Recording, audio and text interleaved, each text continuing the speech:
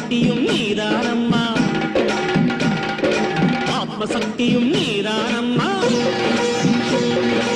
ஆதிசக்தியும் நீதானம்மா ஆத்மசக்தியும் நீதானம்மா பாவசக்திகளை பொடி பொடியாக்கும் பராசக்தியும் நீதான்